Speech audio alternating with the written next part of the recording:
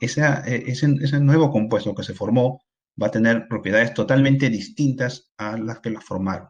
Entonces, ahí entra a tallar la química como ciencia que estudia la materia, ¿sí? Y la materia específicamente en su transformación, ¿sí?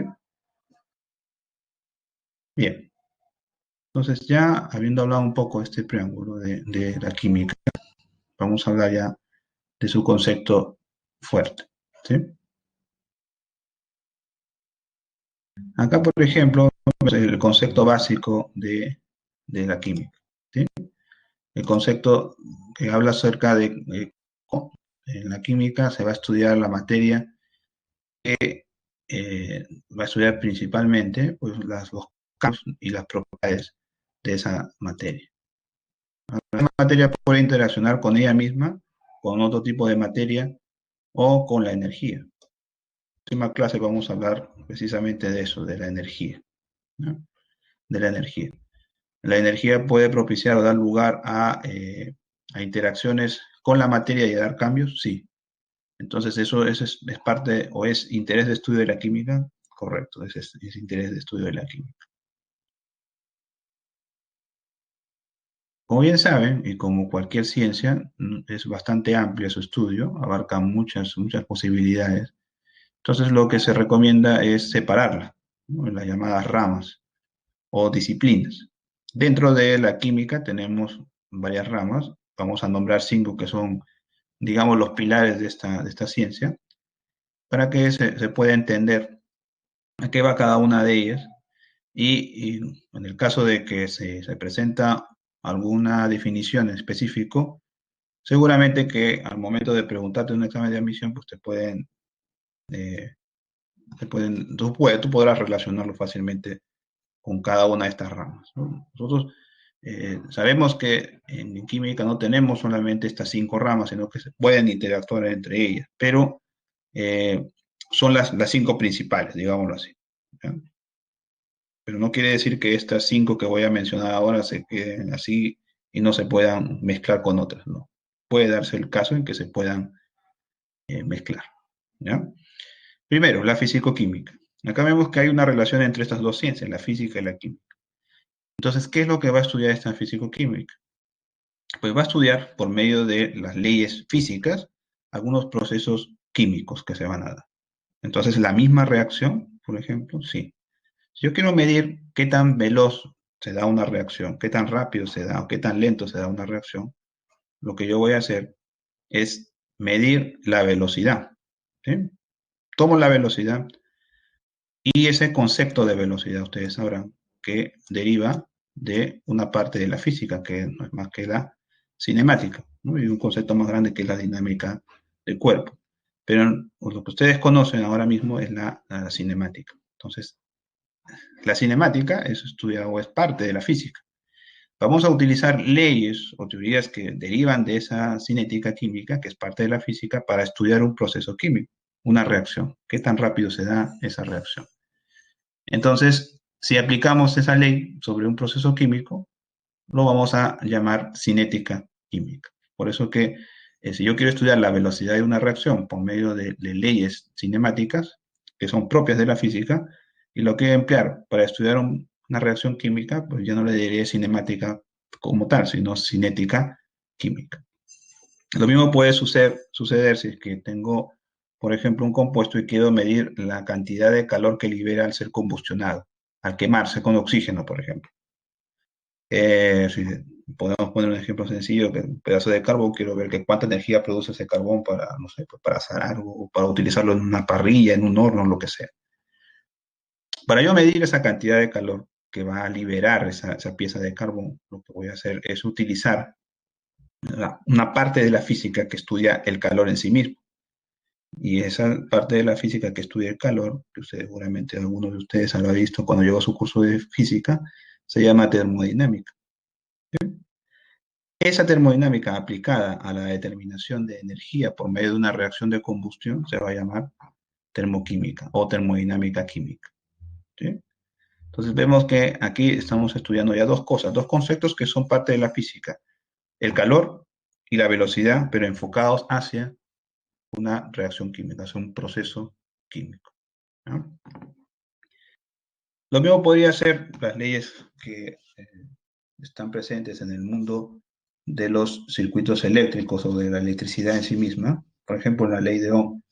Esa electricidad puede participar o dar lugar, o se puede dar lugar dentro de una reacción química, o al revés, esta corriente eléctrica puede dar lugar a que se produzca corriente eléctrica, o se dé una reacción química, sí.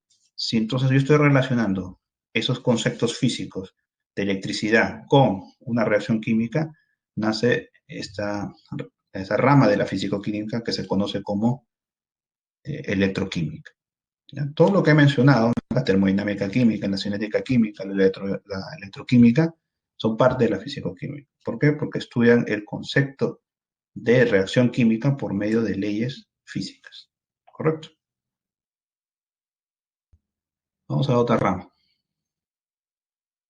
La rama analítica. Tal vez esta es la rama de la química que más empleo tiene, o algunos que tienen un concepto muy vago acerca de la química, pues lo hacen parecer. O sea, parece que la química solamente sirve para esto, ¿no? Y no es así, solamente estaríamos viendo un ángulo de todo el panorama. La química analítica va a estudiar las diferentes técnicas que podemos tener a la mano actualmente para determinar la composición de la materia, de qué está hecha esa materia. Entonces, por ejemplo, acá tenemos una fotografía del vino. Yo quiero saber de qué está hecho ese vino, por qué tiene ese sabor astringente al tomarlo, por qué tiene ese color, o por qué me marea al tomarlo en abundancia, ¿no? Y fácilmente tú puedes determinar con la química analítica que lo que te marea no es el agua que está presente en ese licor, sino el etanol. El color que tiene está dado por las antocianinas y las riboflavinas que posee. Entonces, eso haría que yo me valga de una rama de la química específica para determinar los componentes de ese vino.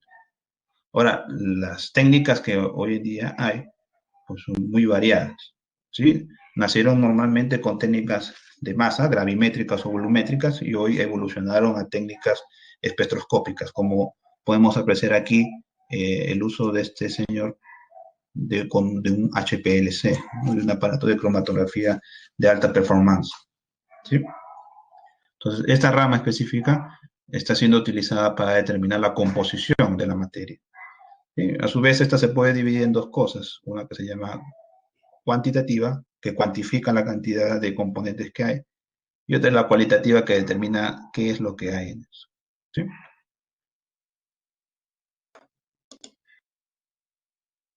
A ver, la rama orgánica. Eh, Muchas veces, cuando se está explicando este tema de las ramas, a veces, o por error, o porque está así, pues, ¿no? En la plantilla, o no sé, el profesor lo menciona, entonces, se dice que la química inorgánica estudia todo lo que está muerto y la química orgánica estudia lo que está vivo. Entonces, esta es una forma muy superficial de entender estas dos ramas de la química. No es que la química orgánica estudie todo lo que está vivo necesariamente, ni la química inorgánica todo lo que está muerto. ¿No? Y acá hay una diferenciación que viene más porque es un hecho histórico. Antes, según la teoría vitalista de Berzelius, ustedes sabrán por biología que se proponía que los compuestos orgánicos tendrían que venir directamente de órganos de seres vivos, o sea, de plantas o animales, por ejemplo, y que no se podían obtener de otra manera en un laboratorio, por ejemplo. Esto se rompió, o sea, se dio ya la hecatombe para esta teoría vitalista de Berzelius.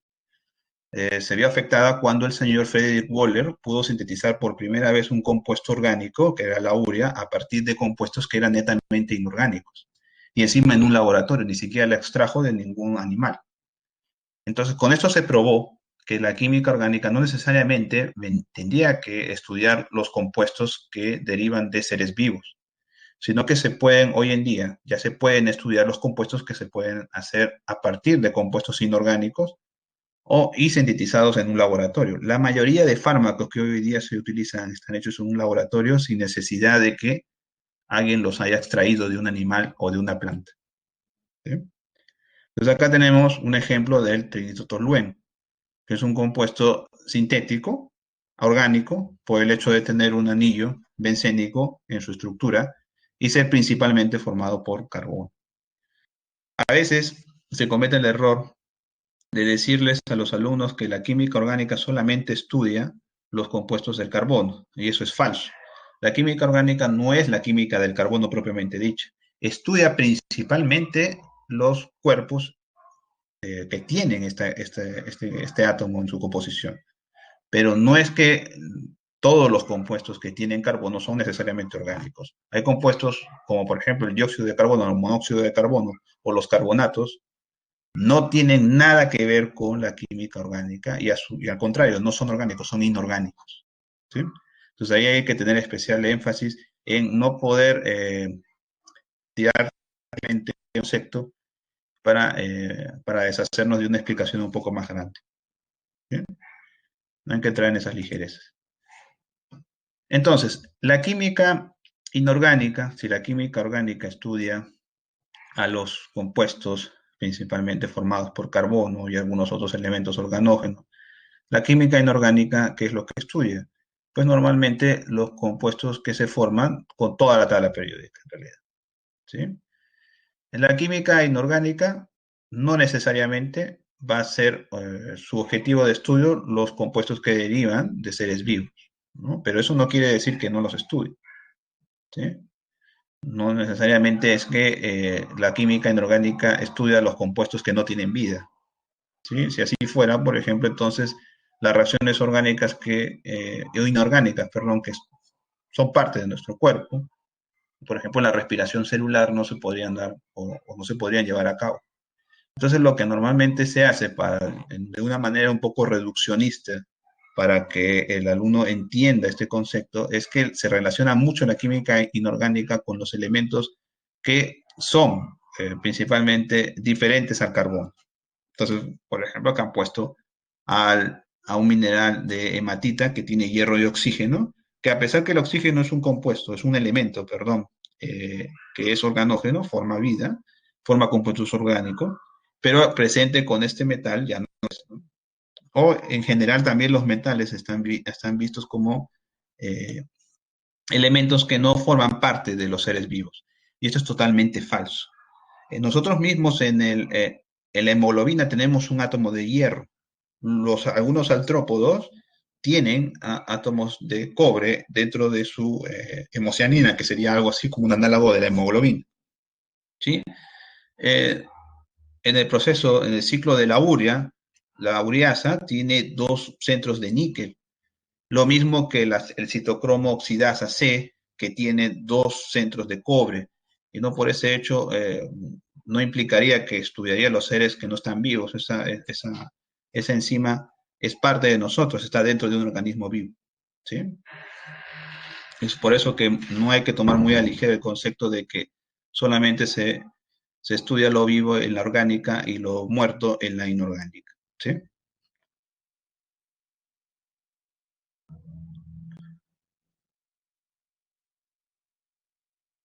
Finalmente, la rama de la bioquímica.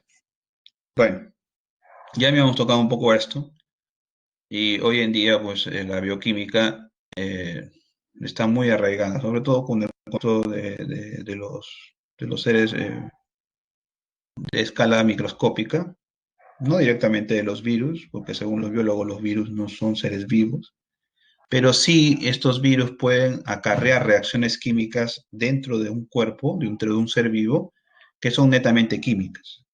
¿Sí? Por ejemplo, hoy en día pues este SARS-CoV-2, este coronavirus, puede hacer que nuestras células o nuestras células de defensa se vean debilitadas por algunos procesos químicos que no están programados en hacer. Y esos procesos químicos son de orden orgánico y se dan dentro de un ser vivo. Entonces, tiene que entrar o va a entrar a tallar esta rama tan importante de la química, que es la bioquímica. ¿Sí? O sea, el que estudia todos los procesos químicos que ocurren dentro de un ser vivo, eso es parte y arte de la bioquímica. ¿Ya? Hasta aquí, eh, ¿hay alguna pregunta, señores? Solamente hemos hablado de la química como ciencia y de sus ramas. Quisiera saber si hay una pregunta para seguir con el tema. Tenemos aquí el método científico, vamos a hablar de esta parte fundamental en cualquier ciencia. ¿Hay alguna pregunta? Si gustan, lo pueden poner en el chat si hay alguna pregunta o alguna duda. ¿Ya? Voy a continuar. A ver, el método científico. Se supone que para cualquier cosa que se quiera llamar ciencia, se tiene que llegar a una conclusión que sea una verdad absoluta, que sea una verdad que en algún momento no la podemos refutar tan fácilmente. ¿Sí? Entonces, el hecho de aquí, de que exista este método científico, que esta serie de pasos que estás observando aquí, no es un mero capricho, sino que se busca con esto que podamos entender que el objetivo que persigue una ciencia es la verdad, y una verdad absoluta, ¿no? Que no se pueda, que no pueda tambalear, ¿correcto? Entonces, ¿de qué parte cualquier cosa que quiera ser llamada ciencia? De una observación, ¿sí? De una observación de un fenómeno que podría ser un fenómeno natural, un fenómeno social, por ejemplo, las ciencias sociales, como la economía. Y luego de esa observación voy a producir una primera conclusión. Esa primera conclusión la voy a llamar yo hipótesis, ¿correcto? Y esa hipótesis no quiere decir que es una verdad, porque yo la dije o porque fulano de tal la dijo. O sea, no importa si lo dijo este señor Einstein o lo dijo Lavoisier, ¿no? No, eso no es verdad porque todavía no ha sido corroborada. ¿Y cómo yo voy a corroborar que esa hipótesis es cierta? Sencillo, voy a someterla a experimentación. Si esa hipótesis, si esa primera deducción, si esa primera conclusión soporta un desarrollo experimental arduo y yo puedo concluir algo de esto, entonces eso recién puede llegar a ser o una teoría o una ley. Ahora, ambas, teoría y ley no son lo mismo, hay una diferencia. ¿Sí? Generalmente las leyes son cosas que nos ayudan a predecir algo, ¿no? Por ejemplo, si yo quiero saber cuál es el movimiento de los planetas que pueden haber de aquí a 1000 años en el futuro, entonces la ley de gravitación universal me puede dar la respuesta, ¿no? Él te va a decir, ¿sabes qué? Fulano de tal, esto va a pasar. Es algo así como si fuera un pitonizo que te va a predecir el futuro. En cambio, las teorías tienen una particularidad de darte a entender, de decirte el por qué suceden esas cosas. Él te va a decir, por ejemplo, hablando de los planetas, él te va a decir por qué va a ocurrir eso durante o en ese tiempo que va a pasar, ¿no? Dentro de los 100 años. Él te va a decir, ¿sabes qué? Esto se da porque el Sol o los planetas tienen masa y esa masa hace que ocurra un acercamiento entre esas dos masas, etcétera, etcétera, etcétera.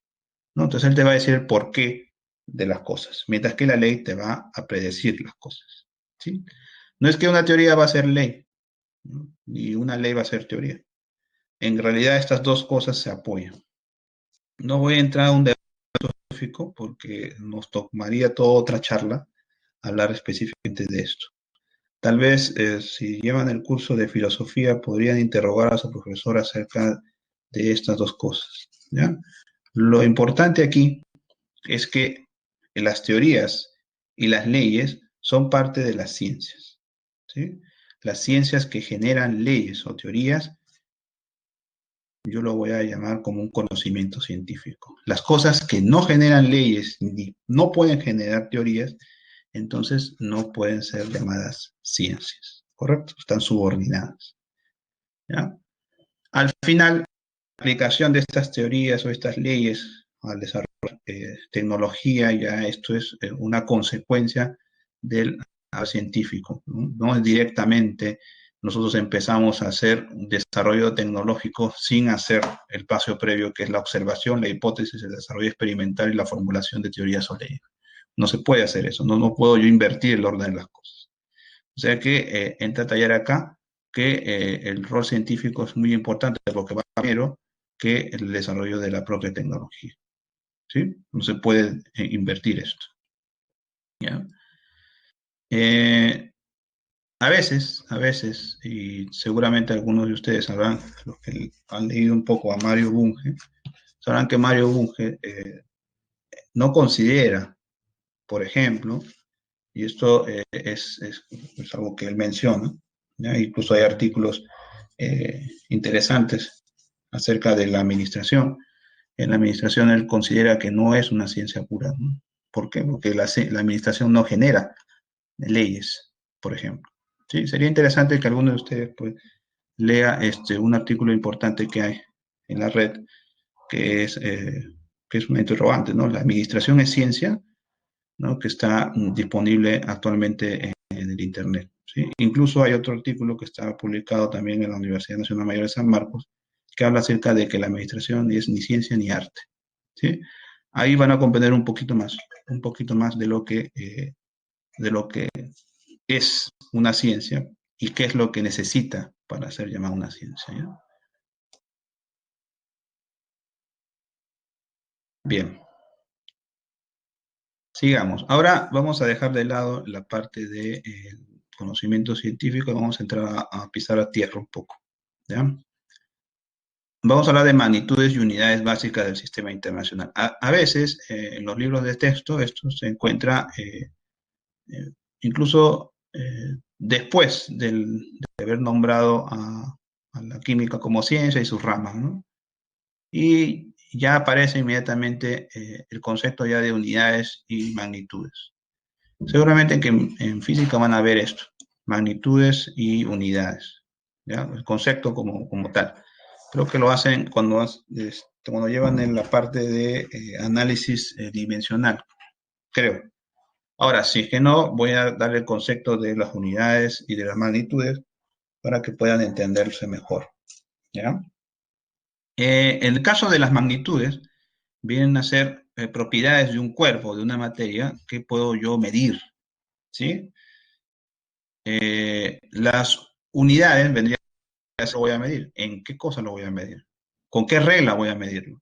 Existen diferentes formas de reglas, existen diferentes formas en las que yo puedo medir una magnitud. Por ejemplo, la distancia de aquí al, a la Universidad de San Marcos, o de aquí al mercado más cercano de mi casa, yo la puedo medir en metros, o si quiero en kilómetros, o si quiero en yardas, si quiero en millas.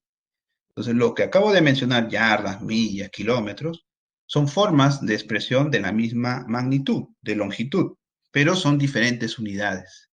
Las diferentes unidades que he mencionado expresan una misma longitud. ¿Sí? Entonces, lo que vamos a hacer hoy día es algo así como de transformar las unidades y las magnitudes que están expresadas aquí en unidades nuevas que no necesariamente son del sistema internacional. Por ejemplo, las, la magnitud, longitud, la unidad del sistema internacional al cual nosotros estamos suscritos es metro y su símbolo es M. Pero la unidad de metro no es la única que expresaría longitud. Fuera del sistema internacional, ya fuera, tenemos al kilómetro, tenemos a las yardas, a las millas. ¿Sí? Pero si yo quiero medirlo en el sistema internacional y regirme a él, entonces tengo que medirlo en metros necesariamente. ¿Sí? No puedo utilizar otra unidad. En masa, lo mismo. Tal vez en masa utilizamos muy frecuentemente, porque cuando vamos a comprar al mercado nos dicen, pues, nos encargan un kilo de papa o un kilo de pollo. Entonces yo compro un kilogramo de papa, un kilogramo de pollo. Pero no es la única unidad de masa. A veces también yo veo en algunos paquetes que dicen onzas o que dicen libras.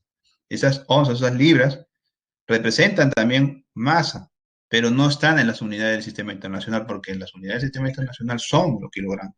¿Sí? Lo mismo el tiempo, que yo lo puedo expresar en horas, en años, en eones, en lo que quieras, ¿ya? Pero eh, en el sistema internacional se expresa como segundo, ¿sí?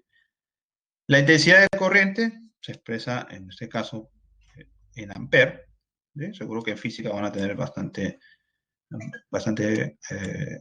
que ver con esta parte de intensidad eléctrica. La temperatura, que es Kelvin, la cantidad de sustancia, que va a ser mol, esto lo vamos a ver a cada rato. Vamos a ver a cada rato, mol. Y la intensidad luminosa, que es la candela. ¿Sí? La temperatura, ya saben que hay diferentes escalas de temperatura. La que es más común, tal vez, la más relacionada con nosotros, sea los grados centígrados. Pero grados centígrados no es la unidad del sistema internacional para medir temperatura. Para medir temperatura en el sistema internacional se usa Kelvin. ¿Sí? Kelvin. No se usa grados centígrados ni grados Fahrenheit, ni Rankine, se usa Kelvin. ¿Sí? Ahora, estas 7 que ustedes ven aquí son las unidades básicas del sistema internacional. A partir de ellas se van a generar otras más que se conocen como derivadas. Las voy a mostrar a continuación. Esas derivadas son, por ejemplo, el volumen. El volumen, esa magnitud de volumen, en el sistema internacional su símbolo es metros cúbicos. Pero el volumen yo lo puedo expresar en litros, profesor, o en mililitros, sí. Lo puedes expresar en litros o en mililitros. Pero la unidad del sistema internacional implicaría que para esa magnitud derivada de volumen sea metros cúbicos. Igual la densidad. La densidad es una relación entre la masa y el volumen. Puedo expresarlo en gramos por mililitro, por ejemplo, para gases. Pero en el sistema internacional se expresa necesariamente en kilogramos por metro cúbico. Lo mismo ocurre con la velocidad. La velocidad yo lo puedo medir en millas por hora, kilómetros por hora, pero en el sistema internacional su unidad específica es metros por segundo. Igual la aceleración. Para el sistema internacional no es yardas por segundo al cuadrado o yardas por hora al cuadrado, no, sino es metros por segundo al cuadrado. En el caso de la fuerza, se va a medir no en dinas, sino en newtons. La presión que se puede expresar, por ejemplo, también en atmósferas, para el sistema internacional son los pascales. Y la energía se puede expresar en calorías, por ejemplo, pero para el sistema internacional es necesario y obligatorio que sea joules. Entonces, si te das cuenta, todas estas magnitudes y unidades derivadas están regidas bajo el sistema internacional. ¿Yo las puedo cambiar a otros sistemas? Sí, pero al cambiarlas, pues ya no serían del sistema internacional. ¿Correcto?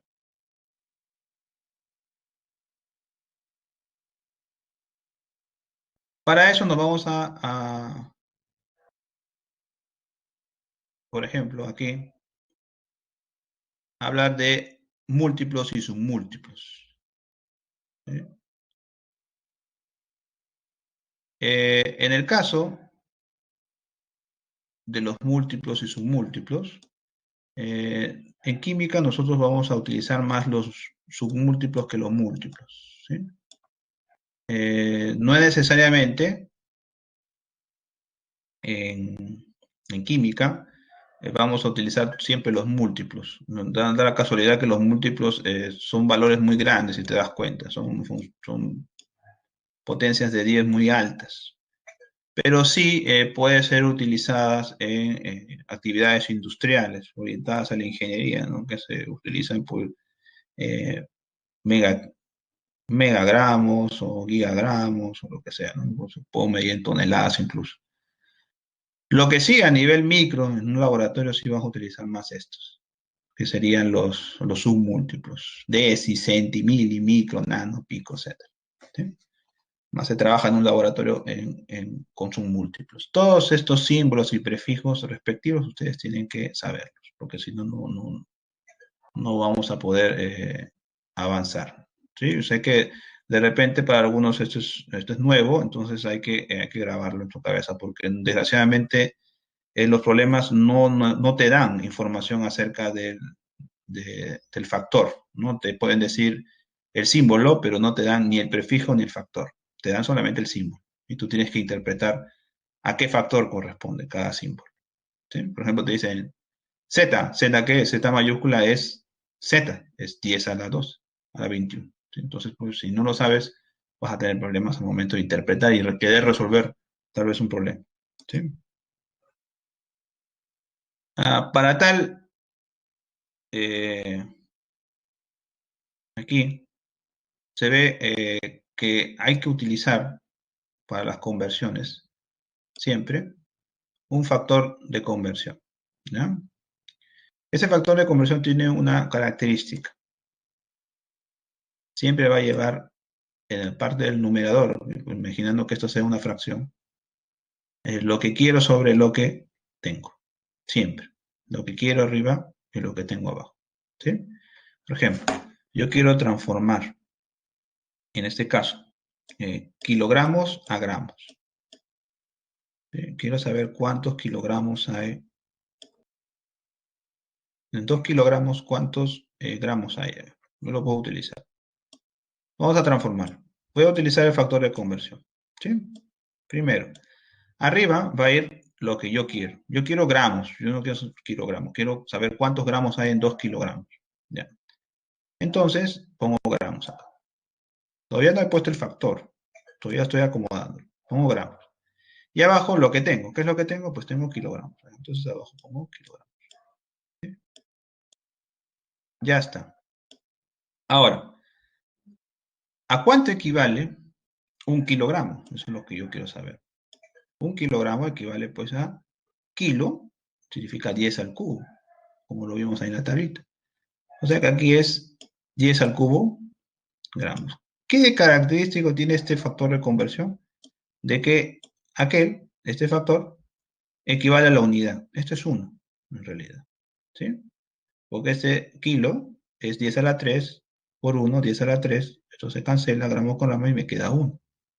¿Sí? Por eso también le llaman factor unitario. Aparte de factor de conversión, le dicen factor unitario. ¿Sí? ¿Qué consigo con este factor de conversión o factor unitario? Pues eliminar los kilogramos aquí y transformar este valor de 2 en gramos. O sea que el valor sería ahora 2 por 10 a la 3 gramos. ¿Sí? A la 3 gramos. ¿Sí? O sea, en otras palabras, 2000 gramos. ¿Correcto? Entonces, en eso consiste el factor de conversión. Lo que quiero arriba es lo que tengo en la parte inferior. ¿Sí? Bien.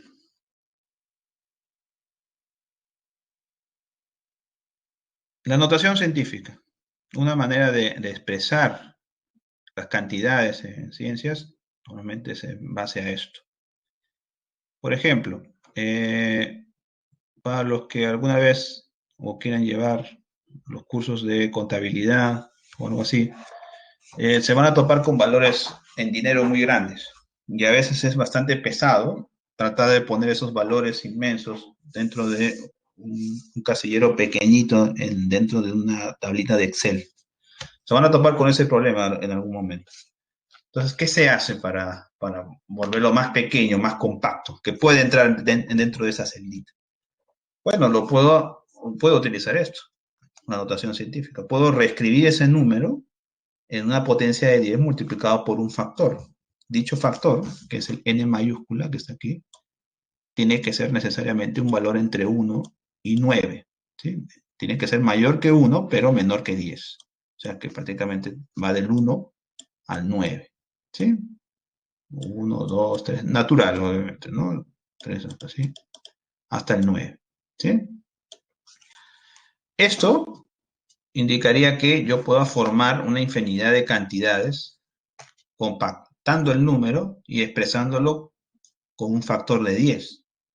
Ahora, ese factor de 10 indicaría un n minúscula, que puede ser positivo, negativo o incluso cero. ¿Sí?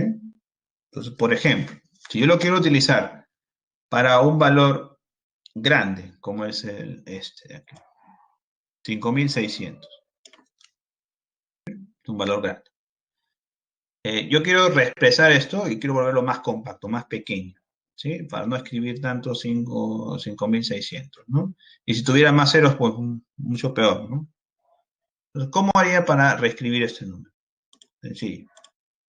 Lo primero que hay que hacer es formar el n mayúscula. El n mayúscula es un número que está entre 1 y 9. Entonces hay que mover la posición de la coma decimal tantos espacios hasta que dé un número que coincida en este rango, entre 1 y 9.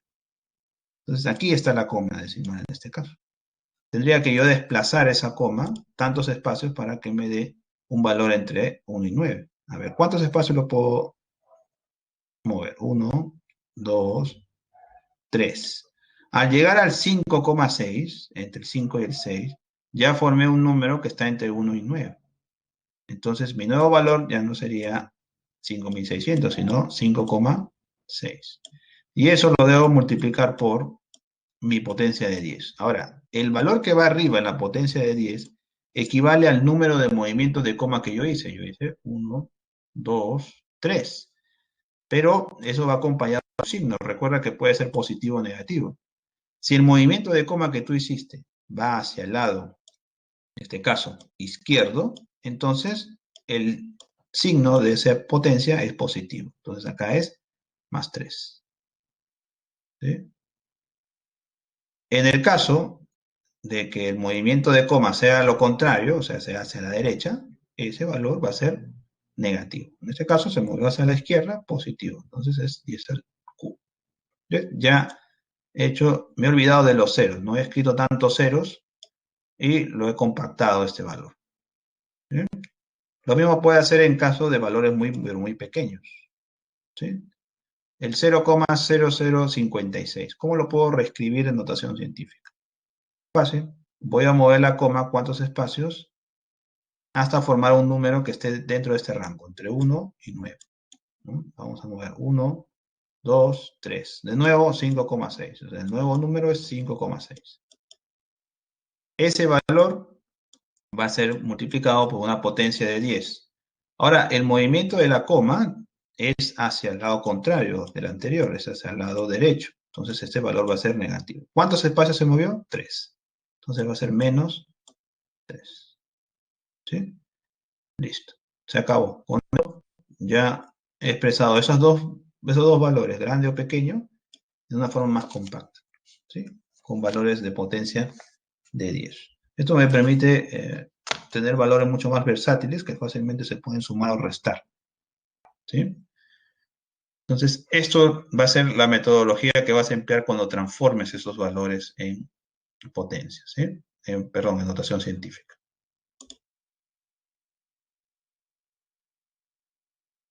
En el caso de escalas de temperatura, habíamos dicho que la escala de temperatura en el sistema internacional era Kelvin, ¿sí? Pero nosotros sabíamos o conocemos también otras que sería la Kelvin como la Fahrenheit, ¿sí?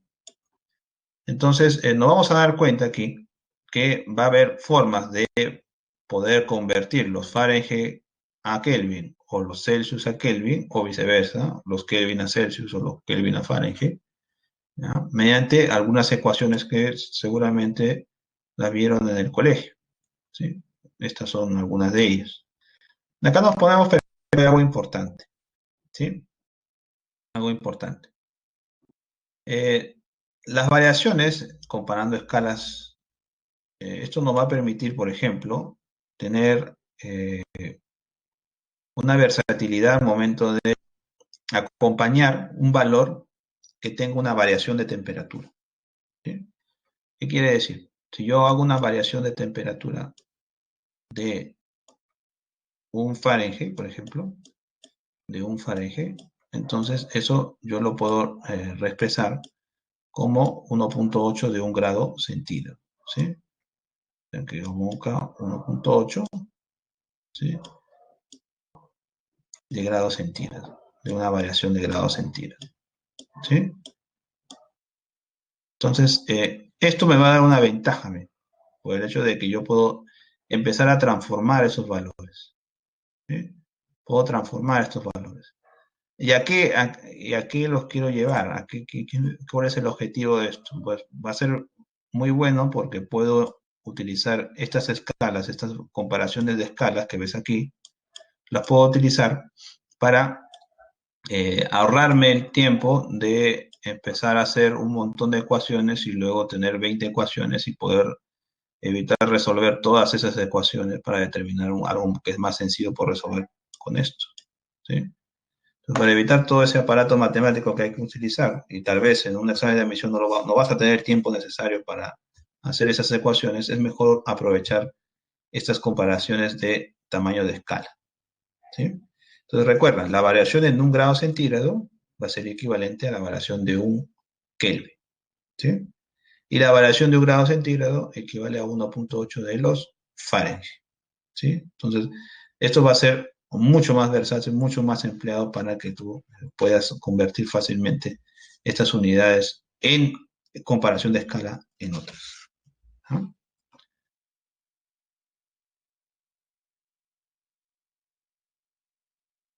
Bien, acá tenemos las magnitudes derivadas que habíamos visto. Tenemos algunos ejemplos puntuales que sería el volumen, por ejemplo.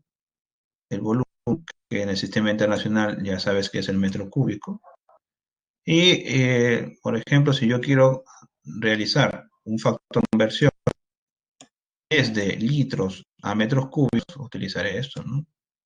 Yo diré, pues acá un metro cúbico, ¿sí? Perdón. Un metro cúbico, abajo es lo que tengo metro cúbico, ¿sí? Abajo metro cúbico. Yo quiero pasar a litros, pero ¿cuánto es un metro cúbico en litros? Acá lo dice, un metro cúbico en litros es 1000 litros. Ah, ya, eso equivaldría a decir 10 al cubo. ¿Mm? 10 al cubo. ¿10 al cubo qué? Litros. Entonces, si yo quiero transformar, por ejemplo, 10 metros cúbicos en litro, entonces eso me facilitaría mucho, ¿no? Estaría más sencillo hacerlo. ¿Sí? Acá elimino metro cúbico con metro cúbico y me queda que 10 metros cúbicos son 10 a la 4 litros. ¿Sí? Es sencillo. Entonces, para eso vamos a utilizar estas equivalencias. ¿Ya? Lo mismo para pasar desde metro cúbico a centímetro cúbico o mililitro. Yo puedo decir eh, un metro cúbico, en este factor de conversión, un metro cúbico equivale a 10 a la 6 mililitros. O sea que 1.000.000 de mililitros. ¿Sí? Y con esto puedo transformar los mililitros a metros cúbicos fácilmente. ¿Sí? Entonces, por ejemplo, si tengo 100 mililitros, o 10 mililitros, mejor, 10 mililitros, quiero transformarlo a metros cúbicos. Como es del sistema internacional, me conviene saber cuál es el factor de conversión, ¿no? Ahí está. Entonces acá elimino metro cúbico con metro cúbico, perdón, mililitro con mililitro y me sale un metro cúbico que sería 10 a la menos 5 metros cúbicos. ¿Sí? Entonces esto va a facilitar mucho las cosas al momento de calcular. La presión, la presión en este caso en el sistema internacional son pascales y vamos a tener otras unidades de presión que serían las atmósferas o el milímetro de mercurio. Lo mismo, podemos formular nosotros mismos a partir de estas equivalencias los factores de conversión, ¿no? Por ejemplo, el primero, una atmósfera, será igual a 10, o en este caso 1,013 por 10 a las 5 pascales, ¿sí? Ya creé el factor de conversión, ¿sí? Entonces simplemente dividir esas dos cosas. Y los puedo dividir como quiera, al revés, al derecho, sí. Ya dependiendo de lo que tengas, ¿no? Recuerda que solamente lo que tienes tiene que estar abajo y lo que quieres arriba, ¿sí? Esa es la única acotación que hay que hacer.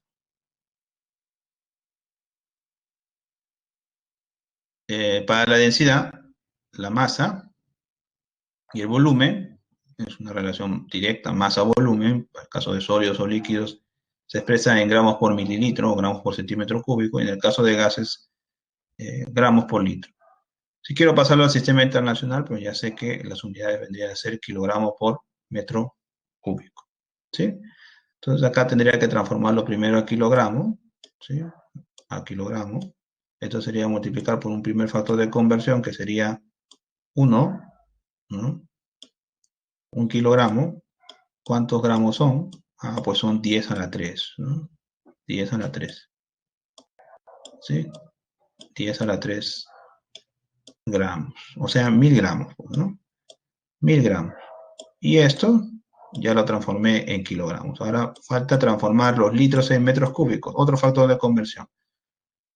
Lo que quiero debe que estar arriba y lo que tengo tiene que estar abajo. ¿Sí? Lo que tengo, en este caso, aquí está litros, ¿no? Yo lo quiero en metros cúbicos. En metro cúbico. Un metro cúbico, tengo que eliminar los litros. Metro cúbico es 1000 litros, o sea, 10 al cubo litros. ¿Sí? 10 al cubo litros. Entonces ya está. Ahí está el segundo factor. Y aquí elimino litros con litros, gramos con gramos, y me queda en unidades de kilogramos por metro cúbico, que son las que corresponden específicamente a densidad, ¿no? Y acá podemos ver unas densidades de sustancias y de mezclas importantes para que vean pues que hay una forma comparativa de manera cualitativa poder diferenciar algunos metales, ¿no? Del oro y del hierro. El oro es mucho más denso que el hierro. O la leche, agua, ¿no? Por su diferencia de densidades. ¿Sí? De la misma forma algunos gases. Entonces, tengan en cuenta que hasta ahora nosotros vamos a utilizar siempre esta forma de masa entre volumen y en la próxima clase vamos a explicar cuál es la naturaleza de esta propiedad de la densidad. ¿Ya? Bien, ¿hay alguna pregunta, señores? Creo que tienen receso dentro de un minuto más, que empezará pues a las 4:50 y terminará a las 5:05. 5:05, entonces reiniciamos la sesión y resolveremos los problemas que nos han dado para esta semana. ¿Sí? ¿Hay alguna duda, alguna pregunta? Si no, haremos efectivo el receso para luego a las 5:05 empezar nuevamente la clase. ¿Preguntas? No hay nada. Entonces, hacemos uso de receso. ¿Sí?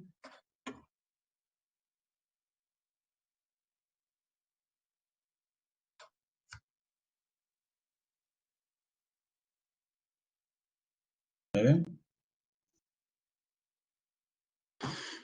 Bien. Vamos a empezar entonces. ¿Ya? Vamos a empezar.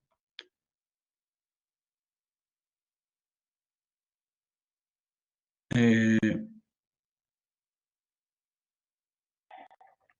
en el ejercicio nos da un ejemplo acerca del método científico. ¿Ya? Nos habla de que ubiquemos cuáles serían las etapas ordenadas de dicho método científico. Entonces acá nos dan cuatro pasos, por así decirlo, para poder ordenarlos. ¿Ya? Entonces, ¿cuál es el primer paso para poder empezar a hacer ciencia, ¿no? Empezar a decir que algo ha cumplido con el método científico?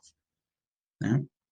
Y ustedes recordarán pues que el primer paso tiene que ser necesariamente observar un fenómeno, tanto natural como social, por ejemplo. Entonces aquí, eh, prestar atención a un conocimiento ocurrido por la naturaleza, ese sería el primer paso. ¿Ya? Ese sería el primer paso. Es indudable entonces que a partir de este primer paso vamos a empezar a deducir los otros, ¿no? Que sería formular la primera hipótesis a partir de esto. La primera hipótesis entonces sería la explicación que nos va a ayudar a interpretar los datos que hemos obtenido en la primera parte. ¿Ya? Entonces, el segundo paso acá sería la explicación tentativa de los hechos observados y sus posibles causas, ¿no? Tentativa sería una posibilidad, ¿sí? Es algo que no está corroborado, que es al 100% seguro, pero que es posible. Obviamente que esto está refiriéndose a la hipótesis, ¿no? Esta es la hipótesis. Luego de eso, esa hipótesis no es válida por sí misma. Necesitamos verificar que eso es cierto, ¿no? Y tiene que pasar, pues, experimentar una comprobación. Entonces, esa comprobación se hace mediante, obviamente, experimentos. Entonces, este es el tercer paso. ¿Sí? Y luego de ese tercer paso, de esa experimentación, y si verifica la hipótesis, podemos entonces ya dar una explicación al fenómeno que hemos observado, apoyados ya en pruebas que son netamente irrefutables. ¿Sí? Ese sería el último paso. ¿Ya? Ahí está, entonces tenemos el orden de estos pasos. ¿Sí? Entonces la alternativa sería la letra D. ¿Ya? Está sencillo aquí. Se ha podido dar cuenta que solamente estamos ordenando los pasos del método científico. ¿Ya?